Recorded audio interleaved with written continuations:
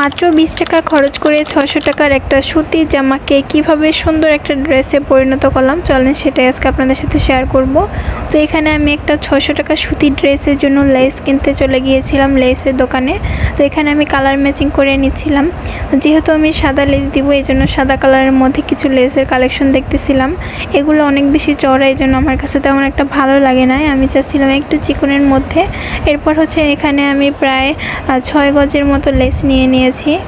অনেক খোঁজাখুঁজির পরে আমি এই লেসগুলো নিয়েছি। এটা ডিজাইনটা আমার কাছে বেশ ভালো লেগেছে। এরপর আমি ড্রেসটা আমার মেজারমেন্ট অনুযায়ী মেপে কেটে নিচ্ছিলাম এখানে। এরপর চলে যাব সেলাইয়ের জন্য। প্রথমেই আমি গলা ডিজাইনটা সেট করে নিচ্ছিলাম। এখানে আমি কিন্তু আমার মন মতো করেই ডিজাইনটা করতেছি লেস দিয়ে, যেহেতু আমি প্রফেশনালভাবে কোনো সেলাইয়ের কাজ করি না, আমার নিজের জন্য জাস্ট ড্রেস মেকিং করি। এমনিতে আমি কিন্তু প্রফেশনালভাবেই সেলাইয়ের কাজটা শিখেছি, কিন্তু অন্য কারোটা তৈরি করি না।